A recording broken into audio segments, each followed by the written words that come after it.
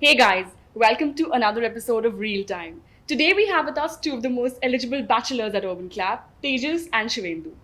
We'll talk about how they've recently launched 4 new cities and are probably launching 15 more in the next 1 year. Can you quickly tell us about how you've done this or probably how you've grown in the last 4 years? So I joined UrbanClap, I think, back in 2015, and so joined the Delhi team.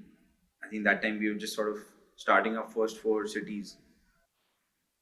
Started with the Delhi team in what we used to call booking back then, which was our fulfillment business, and since then have pretty much sort of been in sort of city launch and scale up roles. So started with Delhi, did a small stint in Pune, came back, and then eventually sort of went to lead and build the Ahmedabad business. Did that for a year and a half. After doing that, sort of got the assignment to go and launch our first international market, which was Dubai. Did that for about a year and a few months, and now I'm back to sort of build the next 20 businesses in India and new markets. So I think overall, been a super exciting time personally for me at UrbanClap. Done a bunch of roles, and yeah, it's been great. Thanks, Tejas. Shivendu? Yeah, our timelines pretty much fall in sync. Interestingly, me and Tejas have, I think, it's a day apart our joining dates. So I also started off my career at Urban Clap back in August of 2015. I was also a part of the Delhi booking team, which now we know as fulfillment categories. After doing, a year and a half of multiple categories in the Delhi team itself, which was, spread across appliance, plumber, electrician, carpenters, and even salon, I moved to a new role, which was that of a VSM in the non-booking team, where we used to acquire professionals for our customized services. Then I got a chance to move to Ahmedabad to take up from Tejas had left to lead and build further the Ahmedabad business. And after spending around 1.5 years there, I came back to Gurgaon, and I am now I'm leading the charge on launching the beauty and wellness categories in the new geographies that we are looking out for. Great. So I think launching a city is a very alien topic for a lot of us. So Tejas, could you please explain how do you actually launch a city? What do you keep in mind basically? I think these geographies that we do launch in are very important for us because while they're smaller cities and probably not at the scale of a Delhi, Bangalore, Hyderabad, they have a lot of potential because India is going smart. The sort of the Yeah. tier 2 cities in India are growing at a significantly faster click than the larger cities, which have sort of capped out a little bit. And I think for UrbanClap, that's why this is so important. So really finding the right team and the right people to come out, sort of be stationed at these locations to remotely build and launch these cities is the first step that really is super important and critical. Anything you want to add on that?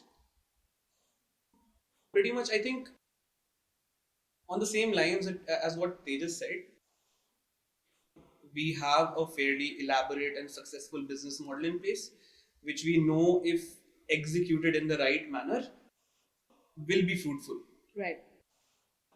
So the challenge that is presented to us, I think probably half the battle is won when you have the right folks in the right place at the right time. And because I think the recipe for success in terms of the business model is something we have already tried and tested across the first 10 cities. Apart from that, there are other things. You need to have a good infra, you need to get deeper roots in the supply pool of the city as soon as possible. You need to tap into the local markets, have an understanding of who the customer is, what do they like, what do they buy, what price points would they prefer. But again, circling back to if there's a right team in place, they should be able to do these things in time for us to succeed. Right. And how do you actually ensure the launch is successful? How do you preempt that probably? I think again it's like it's all these things coming together in a very structured manner. one of the biggest challenges while you launch is that a lot of things are very scattered, right? Because you need to, the product is fairly complex. You need to have the team, understanding the partner base, the supply readiness in the city. Does the supply exist? We now have a certain standard of quality that we want to meet from day one on all our jobs. So, is the current supply pool in the city really even ready to give that UrbanClap level of service? So, as we were just discussing, having that infrastructure in place and really training our partners or prospective partners from 15 days, 20 days prior to launch, and getting them ready and in that mindset to really deliver the highest quality of services that UrbanClap wants to offer is, I think, really the key. So, I mean, in a nutshell, the customers that do come onto UrbanClap now, because we're fairly established in, say, a country like India, are going to expect that. We have that brand where customers are going to come in and expect that certain level of service. And if we are unable to sort of match up from day one, that is going to be a recipe for disaster, right? So really building that 5-star experience right from day one and having partner readiness, both from a training and sort of UC culture, behavioral standpoint, is what sort of separates our business from, I think, other businesses at large. And I think that's why this is also so important for us, because this is something that is missing in tier 2 right now. And that's where we sort of come in, and which is why UrbanClap has the potential to make a massive impact. I think very well said. And probably in the entire course, I'm sure you must have a lot of obstacles in your way, this, that, and all. So what, according to you, were the major challenges that you had while launching this city? Launching a city right now for UrbanClap, it might seem like a fairly straightforward thing. With their intensities, we're doing well pretty much in all the markets we are out there. We have succeeded in finding our space in the market, those things. But eventually it comes down to, you are entering a new geography. You've got to understand a new demography. You've got to tweak your offerings. You've got to tweak your business according to that particular place, the people that live there. And all those things become really, really important from a business standpoint. But again, going back to what Tejas said, I mean, it's something which is very, very important. Like if I had to say challenges faced, I mean, between the founders and us, I think from the very beginning it had been really, really clear that we want to send people who have been a part of UrbanClap, who've seen the journey, who imbibe the UC spirit, to these cities and lead them. Irrespective of the fact that their experience might be a lot lesser than somebody we might externally hire. Probably we're saying, skills are something which maybe we can pitch in for, but the UC spirit or the culture that we want to build in these cities, of how we want to run this business, of how we want to run the teams, of how the office should be run there, becomes really, really important. And hence, catching hold of the right folks internally, getting them to go to these cities on time, and doing the launches has been fairly tough, because not everybody, I mean, it moving to a tier 2 city would not always sound as exciting as it actually is on the face of it. And I think that's one challenge that we face, because when you go to hire somebody from the outside vis-a-vis someone who's already spent 6 to 12 months in UrbanClap, there's a huge gap to fill, because however simple it may seem from the outside, our business is fairly complex. I mean, we deal with people on both the sides of supply and demand. It's a very complex thing to handle, and somebody who's been a part of the system does obviously hits the ground running, and gives that momentum to the business, which is probably needed in the first couple of months. Great. I think I'll just pick up from the word tough that you used. So the 4 cities you guys launched were Vizag, Vadodara, Ludhiana, and Lucknow. What, according to you, was the toughest city to launch? So I wouldn't say launching is the difficult part. However, if you want to talk about it, because I'm doing Vizag at the end, it has taken the most amount of time for me to get clear out all the bottlenecks that are, the infra, team, training, all of those things. So putting them in place, Vizag has taken the longest period of time. So I'd say yes, that was the most challenging. However, we need to wait it out. We need to see which city picks up the fastest in the first couple of months. Luckily, we've launched at the time of the festive season, followed by the wedding season. So I hope we should do well, but probably a couple of months down the line, we'll know which launch was the best launch and which was the toughest. Yeah. And Tejas, how do you ensure the city scales in future? Just to give you a quick background, we actually made a very conscious decision this time in new launches. Of course, as you know, we've launched like 10 cities in the past, right? I mean, these are now we're at number 14. Yeah. And we've officially launched 14 cities after these 4. But in the first 10, an interesting sort of, I think, shift and sort of leap of faith almost that we took was that in the new 4 cities, we actually decided to go full stack from day one. What that meant was that we needed to have training infrastructure and a lot of other things in place on day one itself, actually on day 0 itself, to really have partners ready for success on day one. And I think that forms one of the basic pillars of really helping a city scale. We've seen a little bit of that with Jaipur, Chandigarh in the past, but I think now even more. It's been about 2-3 weeks since we launched our new cities, and we can already see these cities really sort of scaling up really well, even with our current marketing engines, because there's already enough talk about UrbanClap in these cities. There are a lot of people who are waiting for these cities to be launched. And I mean, contrary to what we would imagine sitting in a big city, right? I mean, there are people like ourselves who are in these cities waiting for something like an UrbanClap to come up because they know how much value it adds. And if you are able to provide those high quality experiences from day one, there is no reason that word of mouth doesn't spread. And I think that's the beauty of these cities as well, that because of the super tight network and limited folks who are really sort of in touch with each other through groups, chats, WhatsApp chats, and so on and so forth, if you are providing something which is high quality at value prices, there is no reason why people don't start talking about you and loving you from day one. Correct. I totally agree to that. Just to add to it, so like they just spoke about quality and why we've been all for quality from day one at UrbanClap, but why quality is so much more important in tier 1s is just to put things into perspective.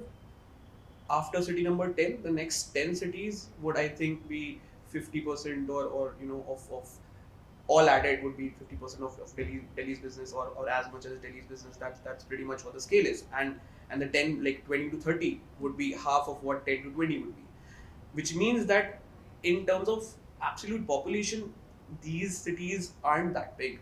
So you do not have the time to test the waters, acquire customers, let go of them, learn from your mistakes. You've got to be top notch, bang on from day one. You've got to deliver the best quality so that anyone who transacts on the platform has such a great experience that they're retained, that they keep coming back to UrbanClap, because in the long run, to sustain the business, because of the smaller population size, repeat becomes really, really important. And unlike the bigger cities where you could, obviously those were early days, but you could make your mistakes and you could still, claw your way back in. Probably those opportunities we'll not have in the newer geographies. What, according to you, is the right fit for a new city? What do you look for in a candidate? Probably somebody who wants to go and apply for a job in these new, for the outside people actually. Who is the right person? So, I mean, so just talking about what Shivendu said, that, I mean, I wanted to talk about it back then, but that how it was a challenge to really select the right folks and build the right team and be in a space where we were comfortable with sending that person to the new city.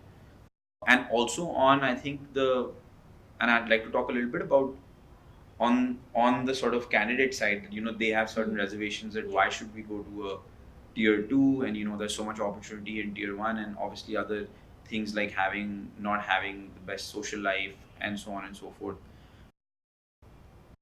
I think that tier 2 really offers an opportunity for, at UrbanClap, for someone of any age, and doesn't matter if they're super young or they're fairly experienced. I think what we are really looking for is someone who is willing to sort of go the extra mile and willing to take that ownership to really go above and beyond, because you're really on your own, right? Once you've been stationed in a city, it's really up to you of what you make of it, because these are sort of low touch sort of roles where you probably have guidance from the leadership, but because you're working in a remote environment, it is fairly hard. You need to sort of take quick decisions. You need to be looking at multiple things. You need to be multitasking at all times, and really like have a macro and micro view of things at the same time, which is a very challenging prospect. And I think that is what really grows people into better, like really sets them up for success for future leadership positions. And I think that's why this is so like brilliant for anyone really looking to sort of, I would say, fast track their career and really probably break out from whatever they're doing right now.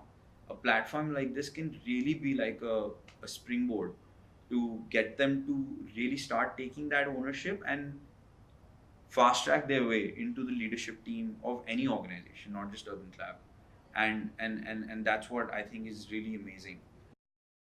And that's what candidates should really focus on, and that's what they should think about whenever they're considering an opportunity like this. Of course, you have to be willing to really get your hands dirty and potentially work weekends, do whatever is required to get stuff done. And a lot of times things will be breaking, the new setup, a lot of things break at the same time. But I think again, that's the fun of it, right? And you just having the ownership of building something on your own, and really seeing it grow, like from a little baby to like into something which is meaningful, is just beautiful. I think my last question to the both of you would be, how does this expansion of new cities impact UrbanClap in the long run? So I think for the next 10 cities that we are launching are really we're really looking at them helping us create a playbook for us in the longer term. I think as Shivendu just spoke about, these cities are going to contribute significantly to the growth of UrbanClap and help us maintain that sort of click rate that we've had over the last few years. What also is going to be very challenging, of course, is really creating the best practices and figuring out what works in these small cities. Spending a lot of time figuring that playbook, putting down a 0 to sort of 100, 100 to 500, and 500 to 1000 playbook for the next 30, 40, 50 cities that we eventually are going to do over the next few years is going to be critical. And I think for both these things, one, to of course sort of fast track our goal to meet what we want to achieve over the next 1 year, which is a part of our AOP, and then of course really have this create a base for us to build out the next 30 cities are both very sort of non-trivial things that we want to achieve. And and hence it's a super important task that sort of we've been given to get this going. Well, I think that's it. Thank you so much, guys, for your time. This was really insightful.